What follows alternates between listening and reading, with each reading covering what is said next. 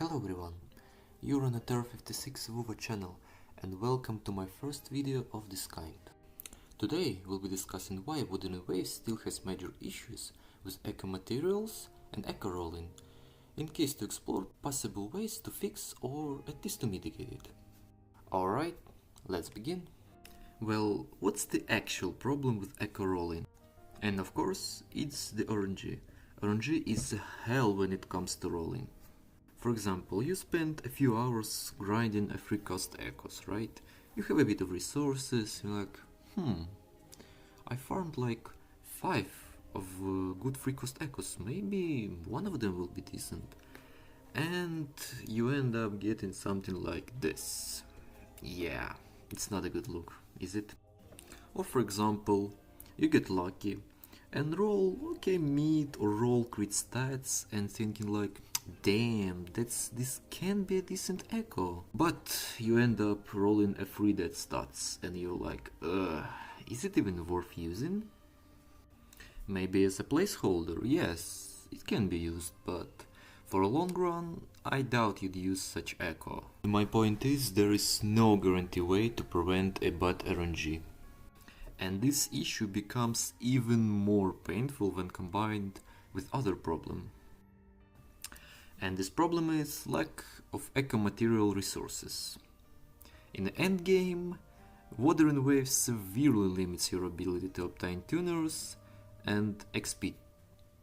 After all, primary sources are like an events, TOA or Tower of Adversity shop, Afterglow Coral shop, which, let's be honest, nobody uses this coral for tuners, tested field farming, and oscillated coral shop, only for XP. While in 2.0 update Kuro added 50 extra tuners per location and a new hologram shop, it was still a temporary solution. Once you clear this location and spend your resources, you're stuck in the same cycle. Here's the breakdown. Tower of Adversity shop reset gives 150 tuners. The events can give around 100 or 200. And the daily tacit field farming, if you use all your 240 wave plates on it, gives just 80 tuners. All of this combined gives us around 350 tuners per month and 80 tuners daily, which most of the times is really not enough in case to roll a decent echoes or even a single piece, unless the RNG is on your side. From my personal experience before entering 2.0, I had around 700 tuners. I ended up using all of them, plus the ones from the event and the ones from the exploration. I grinded a lot, leveled up echoes step by step, and what did I get? A freaking low crit paradise. So, how exactly can we fix those problems? Let's start from something really obvious. Tacit fields.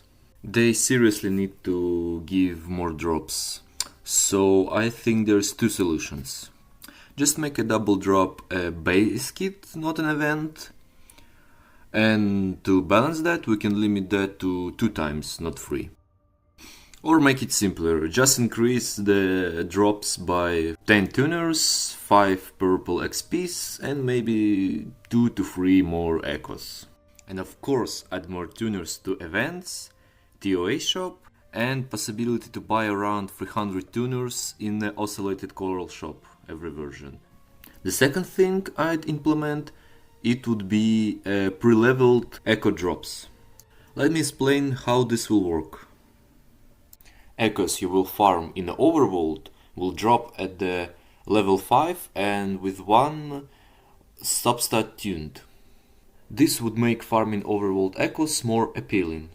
And even if the main stat or a substat will not be the one the player want, they can simply use it to level up other echoes and get free tuners refunded. And to prevent balance issues, let's limit the amount of pre-leveled echoes you can get per day. Let's just say from 5 to 10 depending on your databank level. Or to prevent a daily fear of missing out, we can implement a weekly storage system allowing players to save up drops for the entire week. For example, Players could have 35 to 70 pre-leveled echo drops per week, so they can farm it all at once or distribute the time whenever they can. And the last thing I would introduce is a substat selector. Here's how it would work. For this example, let's bring back this echo, right? Let's imagine that this echo is only on level 10. We have only crit rate and energy regen, which is really good stats. And now, instead of praying to God for it to roll good, you can use a substat selector and choose 3 desirable stats, for example, crit damage, attack, or let's just say a bonus % of your desirable stat. This would help players to combat a harsh RNG and gives players a chance to create their desired piece. And asking the question how much should they give us this substat selector, I'd say 2 will do. 1 from the main event and 1 from a free battle pass. I really don't want them to paywall this. And that's it for the video. What do you guys think about these suggestions? Let me know in the comments. I'd love to hear your thoughts.